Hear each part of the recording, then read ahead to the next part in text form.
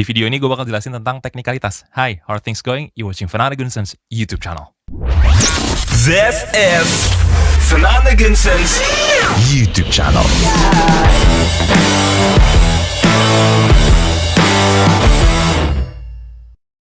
Oke, hari ini gue bakal jelasin tentang istilah audio yang umum-umum aja ya. Ini versi gue jelasin ini buat di akun gue.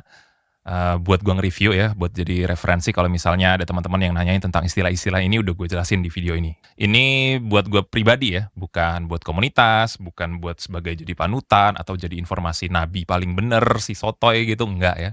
Gue bikin ini biar kalau gue ada review-review istilah-istilahnya orang nggak ngerti, gue bakal refer mereka ke video ini biar mereka tahu istilah-istilahnya yang gue gunakan ketika gue review di video gue sendiri ya, bukan di platform lain. Kalau di antara kalian ada yang lebih ngerti atau lebih punya informasi yang lebih lengkap, silakan bikin video kayak gini ya, format ada mukanya, ada wajahnya, terus ngejelasin sesuatu seperti yang lagi gue lakukan sekarang ini. Terus share aja videonya ke gue, nanti gue juga bakal bantu share videonya ke followers atau subscriber yang nonton video ini juga gitu kan, biar sama-sama punya sharing information yang bermanfaat lah, yang untung kan tetap yang nonton-nonton juga ya. Oke, kita masuk ke teknikalitas ya. Jadi kalau lu dengerin produk-produk audio kayak speaker, headphone, maupun juga in-ear monitor, itu ada dua hal yang menjadi bahan pertimbangan utama ya, yaitu ada tuning dan teknikalitas. Nah, tuning ini udah gue bahas di video sebelumnya ya. Kalau kalian belum nonton, coba tonton yang versi tuning atau tonality. Itu 80% menurut gue decision making orang tuh dari tuning. Kalau dia udah nggak suka, waduh bassnya terlalu banyak, mau teknikalitasnya kayak gimana juga biasanya dia nggak bisa serak gitu. Tapi ya ada orang yang bisa serak, ada yang enggak. Tapi most of the time orang-orang itu bakal cenderung kalau milih audio produk itu dari tuningnya dulu, baru teknikalitasnya. Jadi kalau sound system megah banget nih, aduh tapi bright misalnya, lu nggak bisa nih treble kayak gini nih, pasti lu bakal skip sih, biasanya kayak gitu. Tapi kalau gue pribadi 80% tuningan, 20% teknikalitas deh. Tuning bisa diukur pakai graf, mungkin nggak 100% akurat representasinya, tapi paling nggak lu kebayang, kalau grafnya gini, balance, kalau grafnya gini, neutral gitu ya. Nah, kalau teknikalitas ini nggak bisa diukur dengan graf.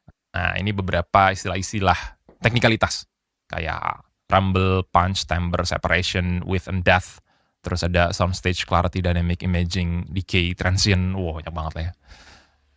Terus juga ada istilah-istilah yang sebenarnya lebih beririsan dengan tuning, kayak muddy, boxy, bright, deep, ringing, shrill, bleed, flat, sibilant, warm, peak, boomy, bloated. Nanti gue jelasin juga satu persatu. Kita masuk ke yang pertama dulu, yaitu ada timbre. Timbre ini voice signature, the flavor of tone, atau the accuracy of sound naturality. Ini nggak exact kayak gini kalimatnya, ini bahasa gue pribadi, browsing aja. Jika dimasukkan dalam istilah review produk audio, maka mungkin penjelasannya adalah representasi keakuratan dari sebuah produk audio untuk mendekati suara asli dari instrumen yang didengarkannya. Jadi kalau dipakai di kalimat tuh, headphone ini timbrenya lebih natural ya dibanding yang satunya. Nah, itu dia berarti representasi keakuratan naturalnya si headphone-nya itu deket banget sama suara aslinya. Jadi kayak misalnya, snare emang suaranya gini, tang gitu, nggak peng. Trompet ya beneran nafas-nafasnya kedengeran, terus note dari si trompet itu juga terdengar, ini trompet, ini suara trompet loh, bukan suara saksofon gitu misalnya. Timbrenya natural tuh rasanya sesuai gitu dengan aslinya. Jadi kayak ada orang main snare di depan lo, snare ini timbrenya begitu, suaranya begitu. Ketika didengerin lewat headphone ini, deket banget kayak suara aslinya. Headphone timbrenya bagus tuh kayak gitu istilahnya jika digunakan di dalam sebuah kalimat. Nggak yang kayak plastiki atau ada ringing metalik pipa besi gitu ya, kayak ditemukan di kaset-kaset yang murah gitu mungkin misalnya, dibanding dynamic driver yang mungkin kalau di IM yang mahal kayak kayak IE600 Sennheiser atau kayak Tanjim Oxygen, itu mungkin timbrenya lebih better lah dibanding single DD-nya IM kayak dari KZ ya, mungkin masih rasanya tuh agak besi metalik gitu ringingnya. Nah, ini gue analogikan kayak gini, sorry. Ini ada 2 pie. Pie ini makanan ya, kue pie gitu. Nah, pie ini dua-duanya manis. Dan dua-duanya kue pie. Tapi lu tahu, yang ini tuh manisnya manis rasa apel, yang satu lagi manisnya rasa blueberry. Sama-sama kue pie, tapi timbrenya beda nih. Yang satu timbrenya apel, yang satu timbrenya blueberry. Jadi kalau misalnya dianalogikan lagi, balik lagi ke istilah audio, Irish tin whistle kalau nggak salah, bukan flute ya, gue lupa. Irish tin whistle, sama ini biola gitu ibaratnya. Gue kasih contohnya The Course yang Only When I Sleep. Gue nggak setel lagunya karena nanti takut kena copyright ya. Lo dengerin aja pas di bagian mau bridge-nya itu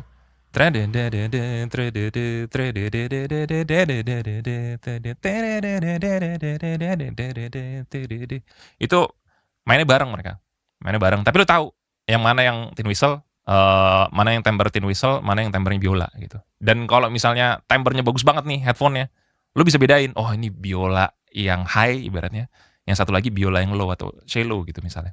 Walaupun mereka mainin nada yang sama, lo bisa tahu perbedaannya yang mana. Ini mungkin akan agak berdekatan dengan separasi, tapi ini kalau timbre ngejelasin produk audio sama timbre alat musik, nah kira-kira penjelasannya kayak gitu. Kemudian masing-masing driver itu juga punya timbre yang agak-agak beda nih. Ada balance armature, ciri khasnya dia tuh separasinya lebar biasanya. Imaging, soundstage-nya juga lebar lah, lebih lebar dibanding single DD biasanya ya, dari pengalaman gue nyobain berbagai macam produk. Tapi treble-nya biasanya upper mid-range to treble tuh smooth, tumpul, plastiki gitu, nggak ngecering gitu, nggak kecrek gitu kalau di hi-hat-nya. Nggak kayak dynamic driver. Nah, dynamic driver ini salah satu kalau kualitasnya bagus ya, dia natural banget. Natural dan gebuk gitu, punchy, bass-nya tuh bagus, rumbling-nya tuh enak gitu biasanya. Treble-nya yang biasanya gue ngerasanya tuh kurang open, kurang lebar juga biasanya. Upper mid-range juga biasanya kayak gitu. Cuma dia paling natural biasanya. Paling kayak apa adanya. Mungkin juga ini faktornya adalah karena kita biasanya cenderung dengerin driver tuh ya dynamic.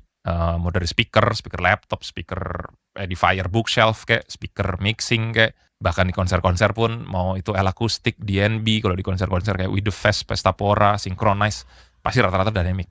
Ya. Jadi kita sudah terbiasa denger dynamic driver, jadi mungkin apa yang kita bilang natural tuh ya representasinya dynamic driver gitu biasanya. Kemudian ada planar magnetic. Ini paling cepat, detail. Mungkin nggak terlalu bagus untuk mewakilkan bass rumble ya. Maksudnya dia tuh bisa sampai sub 60 Hz, 20 Hz tuh dia bisa nyampe situ. Cuma hilangnya cepat aja gitu. Nggak sesustain dynamic driver gitu.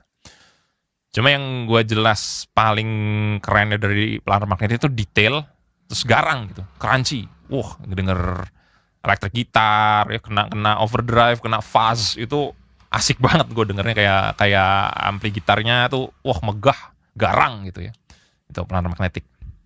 BA bisa juga sih, cuma ya bisa beda-beda lah ya. Mungkin kalian demen BA yang dari merek apa, tipe apa, di IE mana ya mungkin crunchy juga sebenarnya. Tapi ya dua inilah, crunchiness gitar rocknya itu nggak bakal bisa didapat kalau menurut gue dibanding kalau misalnya lu di single DD. Kemudian ada lagi elektrostatik. Ini elektrostatik bukan yang di headphone ya, ini EST yang di IM.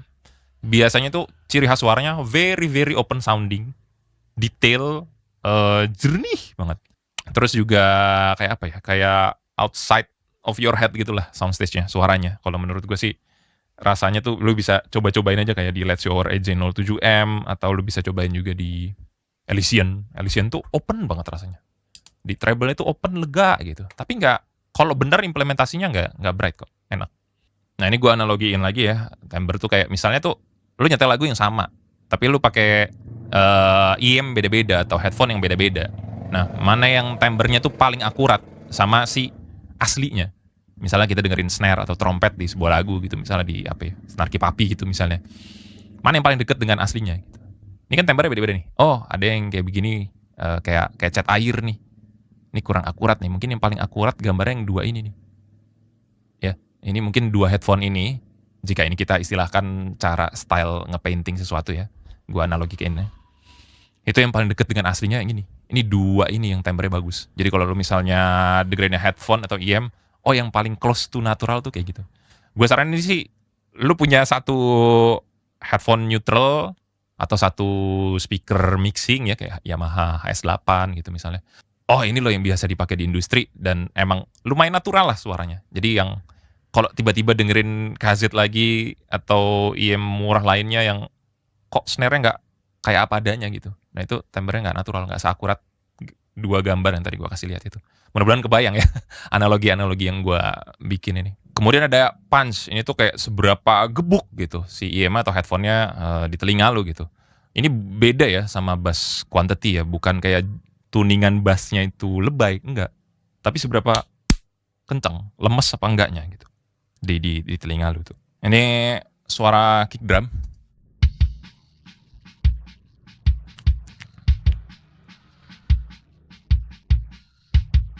Ya agak-agak lemes gitu kan, kayak ya udah biasa aja gitu kick drumnya. Ini gue kasih kompresor, kompresor tuh dia bakal bikin, lebih punchy lagi. Nah ini contohnya kalau gue pakai kompresor ya harusnya dia bakal lebih gebuk lagi karena threshold-nya gue hajar ke bawah banget, jadi dia akan ada gain reduction gitu.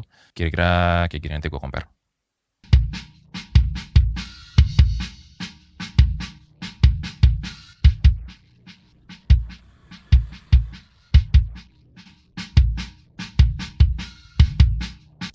Emang agak louder itu karena makeup gain-nya mungkin gue agak kelebihan, tapi paling enggak lu kebayang kan, oh ini drumnya lemes, oh yang ini lebih gebuk nih, berarti kayak si player drum itu kayak lebih kenceng mainnya. Dia tetap punchy, tapi sub-bass-nya tuh nggak banyak, kayak apa? Nih gue kasih lihat.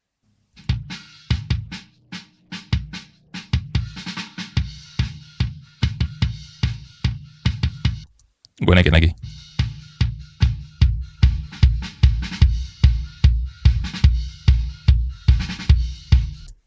Dan lu bisa aja kayak nggak punchy, tapi bassnya banyak, bisa. Nih gue matiin kompresornya.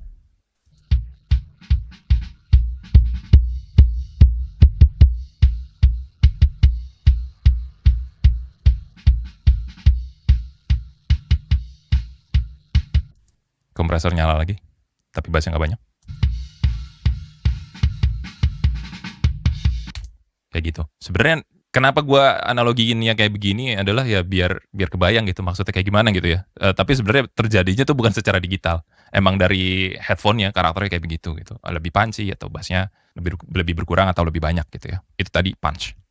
Sekarang kita ke imaging. Imaging itu apa sih? Intinya sih itu suaranya imagingnya lebih lebar apa lebih sempit. Imaging tuh sebenarnya dasarnya dari panning ya kalau di mixing. Jadi kayak oh gitar 1 agak segini, gitar 2 agak segini, gitar 3 wah jauh gitu. Terus gitar 4 wah lebih jauh lagi gitu. Makanya ada kesannya tuh stereo width-nya, stereo imaging-nya tuh lebih lebar gitu. Ini belum ngomongin soundstage ya, tapi ini imaging-nya dulu. Itu based on-nya dari panning. Makanya ada plugin stereo imager. Nah, imaging itu kalau lu terlalu lebar-lebar semua, nanti tengahnya kopong, itu tipis nanti suaranya. Tipis, nggak dapet dalamnya itu nggak dapet. Jadi kayak lebar doang tapi tipis gitu. Tapi kalau lu terlalu ke tengah semua, ya apa ya, kurang luas gitu rasanya. Jadi yang pas-pas aja gitu ibaratnya kalau oh kalau ini IM-nya imaging-nya lebar tapi tetap dapet gitu kedalamannya ya, depth-nya ya. Tengahnya tetap tebel gitu ya, nggak hilang gitu mid dan side-nya. Itu imaging-nya berarti bagus. Kita pakai stereo imager aja di nah ini representasi gambarnya harusnya udah kebayang sih. Nah ini kan oh lebar nih imagingnya. Ini belum ngomongin soundstage ya. Cuma positioning itu tadi. Oh ini sempit nih. Kayak apa sih? Sempit dulu yuk.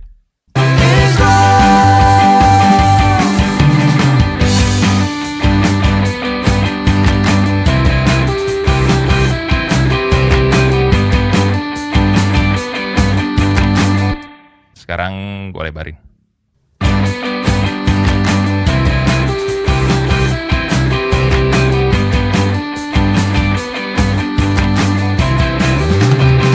Ini gue akan back and forth, tarik lebar sempit.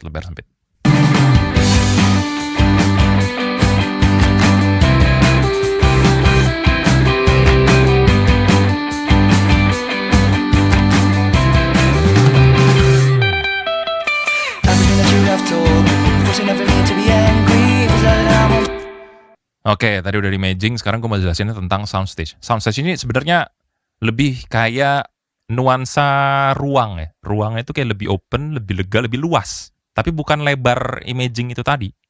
Ini ruang aja. Gue paling gampang deskripsian itu kalau lu misalnya temennya Coldplay gitu ya. Terus lagi latihan di studio musik, itu kan kecil kan. Soundstage-nya ya segitu aja. Tapi sama Coldplay manggung di GBK, wah itu kan luas banget kan, megah gitu kan ibaratnya.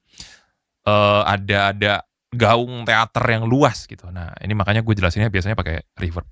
Ini kalau misalnya gitarnya tuh nggak becek sama sekali.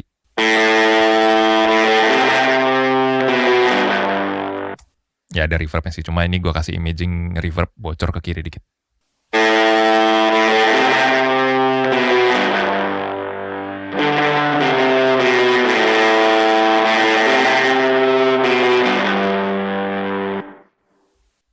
Balik lagi.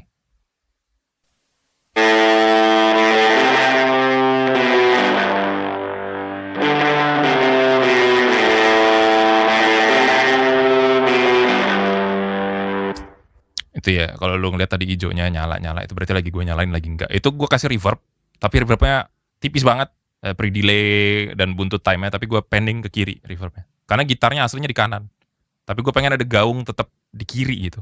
Makanya reverbnya gue send, gue ke kiriin mungkin sekitar 60% atau 40% tadi gue lupa. Biasanya sih kalau dengerin vokal ya, vokal itu sebenarnya kalau kedengerannya kering, tapi sebenarnya itu nggak kering-kering amat, dikasih room reverb sedikit lah. Kayak mungkin lo dengerin Ed Sheeran atau lo dengerin Adele, lo perhatiin baik-baik deh, itu sebenarnya dikasih room atau plate sedikit, reverb gemak sedikit. Jadi tuh dia mengisi. Ini kalau gua kan suaranya nggak pakai reverb sama sekali, jadi kayak direct di tengah aja udah. Kalau gua kasih ini room reverb sedikit tuh dia agak ngebuka sedikit, tapi akan lebih roomy. Kalau misalnya gua konteksnya kayak podcast gini mungkin kurang cocok ya. Tapi kalau konteksnya lagu, itu dapat banget lebar-lebarnya. Sekarang coba kita ke vokal ya. But I don't care, I don't need all. Reverbnya nyala. But I don't care, I don't need all. Kita kasih konteks lagunya ya. But I don't care, I don't need all. So give me time to decide how and more. Biar ada rasa-rasa megahnya itu. Makanya kalau IM atau headphone bagus, itu menurut gue nuansa ruangnya itu lebar. Kalau soundstage bagus, oh nuansa ruangnya itu megah gitu, lebar gitu. Kayak nggak sempit gitu, nggak ngumpul semua di tengah, nggak kering gitu ya. Time to decide how and more. So give me time to. Banyak reverb nih. Apa ada echo delay? So give me time to decide how and more. So give me time to decide who is wrong. Ya kayak gitulah ya kira-kira. Sekarang ke drum. Drum ini kalau nggak dikasih room mic atau dikasih overhead mic, kering banget ya.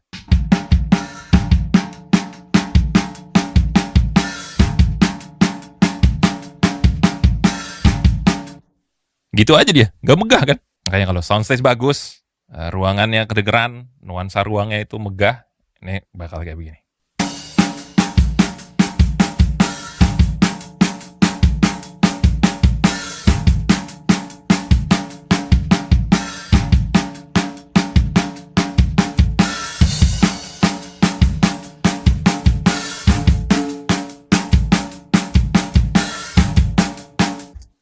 Berasa kan ruangnya megahnya gitu. Nah itu kalau IM-nya bagus, soundstage-nya bagus nih, headphone-nya, IM-nya, nah, nuansa ruangnya itu lebih buka.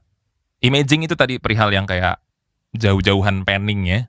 Kalau soundstage itu kayak nuansa ruangnya lebih open, lebih luas gitu. Makanya headphone open back itu rasanya tuh lebih di luar kepala lagi nuansa ruangnya, karena emang didesainnya seperti itu dia. Itu IM nggak bisa kayak gitu. Jadi beda desain ya. Jadi makanya open back headphone itu kekuatannya di situ tuh. Soundstage-nya itu kayak di luar kepala gitu. Oke, kemudian dynamic dan transient dulu deh. Transient ini bagian yang lancip-lancip di depan frekuensi suara inilah ya, kira-kira. Ini adalah file lagu dari albumnya Money for Nothing, Dire Straits. Ini rilisan tahun 1988, ini 1996, ini 2022.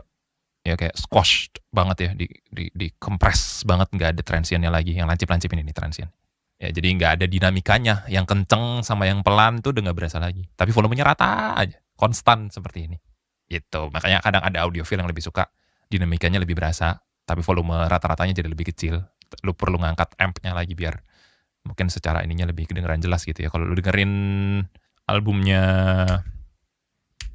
Ella Louis Fitzgerald dan Louis Armstrong, ini juga lagu-lagunya nih kayak Moonlight in Vermont, ini dinamikanya nggak rata kayak lagu zaman sekarang lah pokoknya. Kadang pelan nyanyinya, tiba-tiba main trompet kenceng banget gitu. Nah itu dynamic ya, sekalian gue jelasin dynamic. Transient itu sebenarnya si ujung ini, attack-nya ini. Jadi kayak dia lebih forward atau dia lebih laid back, lebih maju atau lebih kayak nggak terlalu mentereng banget gitu di track ya. Gue kasih contoh aja dari beberapa YouTube orang ya.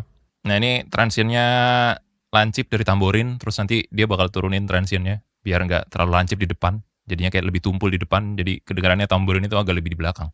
Ini video dari On The Hook Games, What Are Audio Transients. Really identifies the beat more, but it sounds very close. In this case, I want the tambourine to be kind of further away, so I'm going to do the opposite.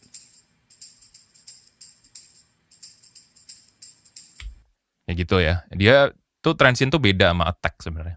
Attack yang kalau di kompresor ya, attack kompresor tuh cuma kayak timing kapan thresholdnya tuh bakal ngelakuin gain reduction. Tapi attack yang suka mungkin dibilangin sama audiophile tuh sebenarnya lebih maju ya, lebih depan ya si tamborin tadi dibanding ketika transientnya turun. Jadi lebih di belakang. Less.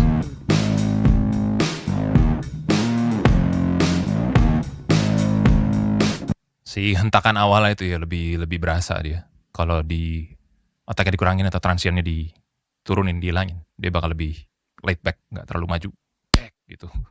Ininya nih, gambar ininya nih. Dia lebih slightly lebih turun di awalnya. Itu transient. Apalagi yang belum.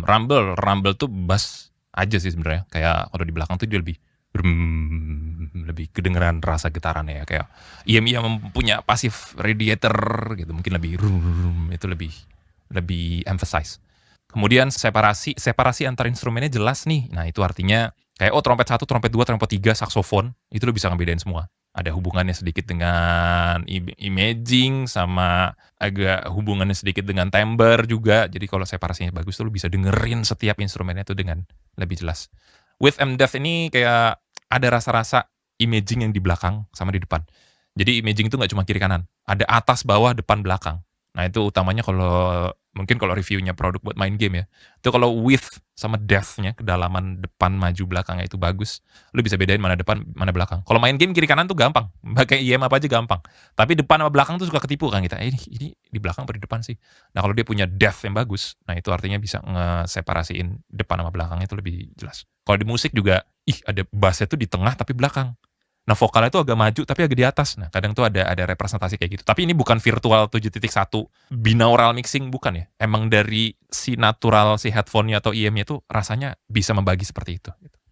Clarity ini kejernihan aja sih. Kayak clarity-nya bagus nih. Jernih nih, clean, jernih gitu. Cuma bukan berarti treble-nya di boost banyak gitu, enggak. Driver-nya bagus, clarity-nya bagus pasti. Decay ini buntut reverb lebih kedengeran. Kayak sebenarnya reverb itu tipis banget di apply-nya, enggak kayak lagu yang tadi gua play ya. Cuma karena IM itu bagus atau headphone-nya bagus atau cepat gitu biasanya. Kalau planar juga cepat itu ya. Lu bisa denger buntut reverb atau delay-delay yang mungkin lu kurang perhatiin jadi lebih kedengeran. Nah itu kalau decay itu ya buntut itu tadi sebenarnya.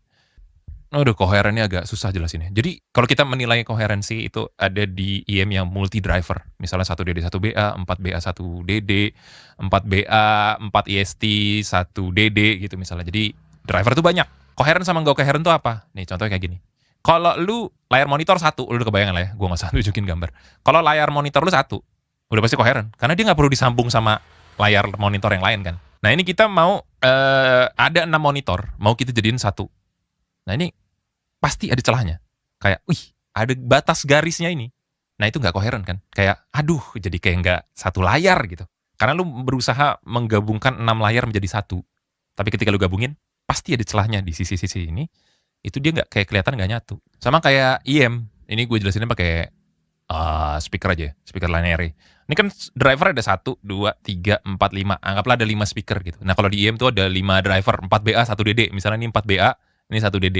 Nah ini semua tuh harus disambung, tapi mereka tidak boleh menyuarakan suara yang sama. Yang DD biasanya buat bass, yang 2 ini buat mid range, 2 ini buat treble, misalnya kayak gitu. Nah dipakailah misalnya 3-way crossover. 3-way crossover tuh apa? Nah jadi misalnya 2 driver yang paling atas ini, nanti akan mewakili suara yang atas, nih yang merah ini doang. Dia dari mid ke low nggak ada suaranya. Terus yang biru ini nanti diwakilkan sama 2 speaker yang ini. Terus yang DD-nya misalnya subwoofer-nya, ini nanti hanya mewakili yang hijau doang nih, yang frekuensi suara rendah atau low atau bass ya. Jadi semuanya tuh punya tugasnya masing-masing. Nah, tapi kan ini ada perseberangan ini kan. Ini namanya crossover-nya di sini nih. Nah, perseberangannya itu kalau dia nggak bagus crossover-nya, nggak koheren. Jadi kesannya tuh suaranya belang, nggak kayak nyatu gitu, nggak kayak satu driver. Kayak ada 10 speaker nyuarain suara yang sama ke telinga lu, itu bisa jadi passing, bisa jadi nggak nyatu suaranya. Ya terlalu kepisah-pisah itu juga nggak enak sebenarnya. Ya jadi itu yang namanya koheren. Jadi kalau koherennya bagus, dia suaranya nyatu. Kalau koherennya nggak koheren nih, jadi nggak terlalu nyatu suaranya. Nah kalau misalnya LED, baliho gitu di jalanan, itu kan LED-nya banyak, tapi kok kayak nggak rapet ya. Nah kalau misalnya layar retina display MacBook gitu kan, woi rapet bener ya kan, kayak ya udah nyatu aja gitu gambarnya. Karena kan gambarnya kayak kepisah-pisah. Nah itu kalau gua analogikan dengan gambar gitu ya. Mudah-mudahan kebayang. Oke, yang mana dulu ya? Madi itu terlalu banyak low mid-nya. Kayak butek-butek di low mid. Coba let me try to EQ di sini ya, bentar. All the things left unfired, or when you can hide what future might have, it all long gone. Kayak gitu ya. Oke, warm and bright dulu deh biar gampang. Warm tuh ya treble-nya aja. Kalau menurut gue diliatin low mid itu bisa juga sih, cuma treble dulu aja deh yang paling gampang. Kalau bright itu ya kayak gini. When you can hide what future might have, it all long gone. You left us Warm kayak gini. all alone. But then you're coming and taking out our lives. But I don't care, I don't. Pada prakteknya sih nggak selebay ini. Cuma ini gue emphasize more aja biar lu kebayang ya. Gue pribadi lebih demen warm karena lebih aman. Kalau lu gedein volumenya di deck M lu, itu biasanya nggak terlalu perih gitu ya. Jadi kalau DAC ini warm, DAC ini bright ya kayak gitu. Kurang lebih kayak gitu. Oh EM ini warm, oh ini EM ini bright. Oh EM ini ada peak di 8 kHz tuh kayak gimana sih nih? Peak di 8 kHz. Nah ini peak kayak gini, 8 kHz. Ada kayak tajam-tajamnya deh bang di frekuensi. You left us all alone. But then you're coming and taking out our lives. But I don't care. Gitu ya. Nah, gue suka bilang ada peak di 8 kHz atau ada dip di 10 kHz misalnya. Jadi kesannya warm. I don't need all. So give me time to decide how and what. Gitu. Ada dip di 10 kHz, tapi setelah itu dia ada boostnya lagi di treble. Nah itu kayak gitu, makanya gue sekarang suka jelasin kan agak lumayan detail ya. Jadi kayak ini balance warm, dan dia tuh ada peak tapi di 8 kHz. Nggak mungkin sih kalau. Ini balance tapi ada peak di 8 kHz. Nah kayak gitu. Nggak mungkin kalau ada peak di 8 kHz. Nggak mungkin warm, biasanya sih gitu. Kalau misalnya ini balance warm, karena dia banyak dip di 10 kHz-nya. Jadi ada kesan warm, tapi di treble-nya dia naik lagi. Di upper treble sekitar 12, 10 kHz ke atas tuh dia naik lagi. Makanya gue suka jelasin kayak gitu kan. Nah itu penjelasan tentang warm dan bright, deep, dan peak tadi ya. Shrill juga sama sih, ini hubungannya dengan treble. Kalau boxy ya, sekarang kita boxy. Boxy gue EQ mikrofon gue aja ya, biar gampang. Ya kayak gini lah, kira-kira tuh suaranya tuh boxy banget ya teman-teman ya. Jadi kayak ngomongnya tuh kayak di dalam ruangan kecil, kayak kehalangan, kayak ada yang nutupin gitu ya di frekuensi lower mid range lah, mungkin 400 Hz gitu biasanya. Nah ini kalau gua cut dia bakal jadi kayak lebih podcasty, lebih clean, lebih nggak boxy aja. Gua cut coba. Cek 1 2 3, kalau ini suaranya tuh nggak terlalu boxy, lebih podcast-ish. Cek 1 2 3, kalau ini tuh suaranya boxy banget di lower mid range. Oke, itu tadi boxy, flat itu ya flat, nggak ada boost di mana-mana gitulah ibaratnya. Bloated and boomy ini kurang lebih sama dan ada hubungannya dengan bleeding ke vokal. Bassnya bleeding ke vokal itu maksudnya gimana? Jadi kayak dari sub bass ke daerah mid range itu dia naiknya early gitu. Nah ini biasanya tuh kalau EM yang U shape itu berarti dia sub bassnya doang nih naiknya gini, telat naiknya. Nggak early dari 100 Hz, nggak early dari 300 Hz gitu, nggak. Dia naiknya di belakang doang, U-shape. U-shape tuh gini, naiknya di ujung treble sama di ujung sub bass.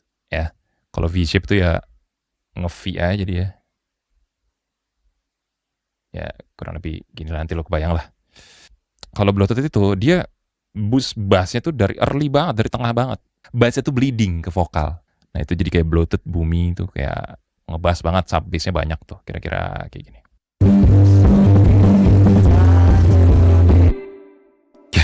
Gue lupa compensate buat gain ya, bentar.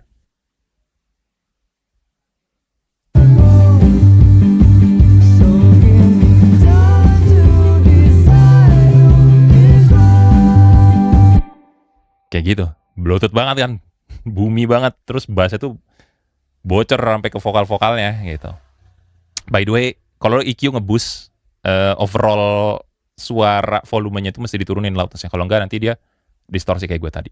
Itu makanya biasanya EQ kalau nyala itu dia turun dulu volumenya semua.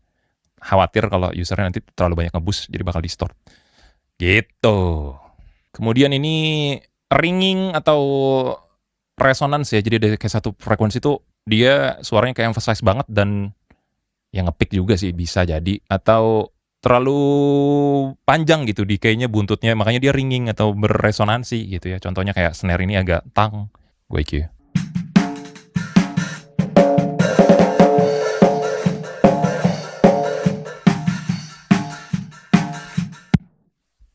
Nggak gue ilangin banget karena konteksnya kalau udah play semua tuh nggak terlalu berasa sebenarnya.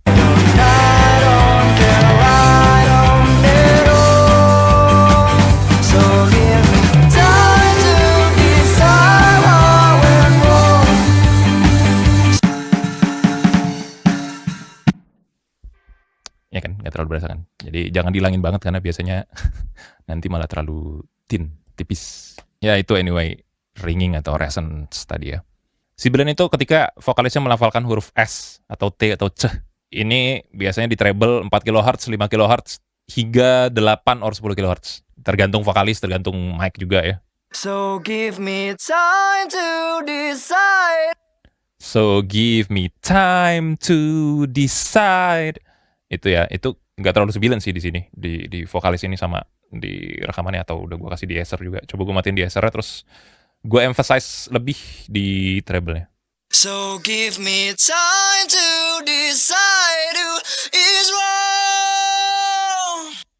Nah itu, so give me time to decide, itu pasti bakal tajam. Nah itu kalau IM-nya bright atau ada frekuensi peak di 4, 6, 8 kHz itu bisa jadi di lagu-lagu tertentu tajam. Nah, tiap manusia tuh biasanya beda-beda tajamnya, bisa menerima tajam yang mana. Gue tuh 10 kHz gue masih bisa nerima, 8 kHz gue agak sensitif. Kalau IM-nya berat banget di 8 kHz gue bisa jadi itu terlalu sakit gitu di telinga gue. Gitu. Oke, gue rasa udah semua ya, udah cukup menjelaskan, semoga kebayang ya. Gue agak-agak niat jelasinnya, tapi hopefully kebayang aja gitu. Gue pakai DAW, soundstage imaging gimana, transient, punch, rumble dan lain sebagainya itu semoga kebayang ketika gue review. Gue mengujarkan kata-kata itu tuh kalian kebayang. Kalau kalian bakal pakai video ini buat jadi referensi, mohon jangan lupa untuk tag nama gue di review-review atau video-video kalian. Kalau kalian punya informasi lebih banyak, lebih ngerti, atau lebih punya informasi tambahan, silakan bikin video aja. Nanti share ke gue, nanti gue bakal arahin followers juga buat nonton video kalian. Ya, yang seneng kan juga viewers juga, teman-teman yang hobi audio juga gitu kan yang seneng kan. Gue tidak punya sertifikasi apapun untuk ngejelasin mixing dan lain sebagainya, tapi gue mencoba jelasin ini semudah mungkin, seawam mungkin, biar teman-teman bisa lebih paham gitu dengan istilah-istilah yang sering gue sebutin ketika gue review ya. Mohon bantuannya jika dirasa informasinya bermanfaat, boleh Saweria, nanti gue taruh di deskripsi. Ngebantu banget Saweria itu biar gue bisa belanja produk-produk audio lagi buat gue review. Gue full time kreator, tanpa privilege orang kaya, punya bisnis dan lain sebagainya. Jadi ketika gue review sesuatu, itu gue cuma ngajuin dari brand, boleh nggak pinjem ini, dari toko, dari distributor, mau nggak review, yuk tukeran barter produk atau gimana. Kadang ada yang ditolak, kadang ada yang mau bayar, kadang ada yang enggak.